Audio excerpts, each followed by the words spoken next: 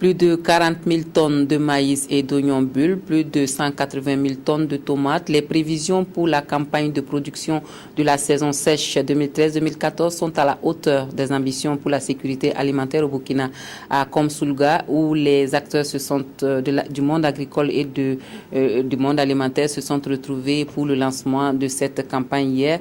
L'on a fait d'une pierre deux coups avec la célébration conjointe de la 33e journée mondiale de l'alimentation et la 4e journée africaine de la sécurité alimentaire et de la nutrition. Le défi Faim Zéro est désormais en ligne de mire dans toutes les actions. Ernest Kambiri. C'est ici, sur ce site de Goumsi, dans la commune rurale de Komsoulga, que les acteurs du monde rural et leurs partenaires se sont retrouvés pour le lancement de cette campagne de contre-saison. Et pour 2013-2014, les objectifs de production sont fixés et des efforts supplémentaires doivent être consentis par les différents acteurs pour consolider les résultats de la campagne humide à travers l'utilisation efficiente des technologies mises à leur disposition.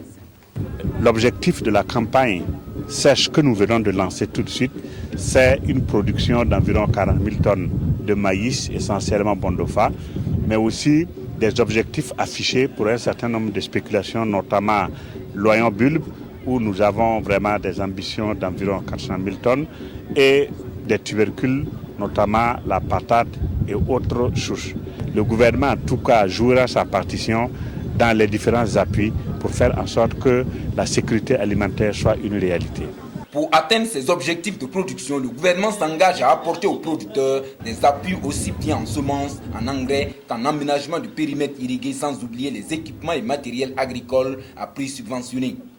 Autre temps fort du lancement de cette campagne de production de saison sèche, la célébration conjointe de la 33e journée mondiale de l'alimentation et de la 4e journée africaine de la sécurité alimentaire et nutritionnelle. Outre les appels à encourager des systèmes alimentaires sains et durables pour libérer le monde du besoin et de la faim, c'est à travers exploitation et distribution de prix et d'intrants agricoles que les acteurs ont célébré ces deux journées. Des manifestations majeures qui ont permis d'élever au rang de chevalier de l'ordre national le représentant résident de la FAO en fin de mission après 5 années passées au Burkina.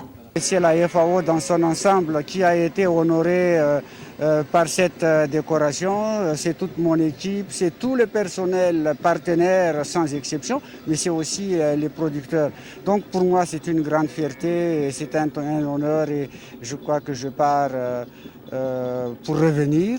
En disant que notre contribution a été appréciée. Je remercie les autorités pour cette reconnaissance. Faire des cultures de contre-saison, des leviers et des mesures à gain rapide de croissance, c'est aussi adopter des outils et des solutions essentielles qui permettent aux acteurs de progresser pour que l'humanité soit bien nourrie et le monde libéré de la faim. Vision de la FAO, l'Organisation mondiale de l'alimentation et de l'agriculture, depuis 68 ans.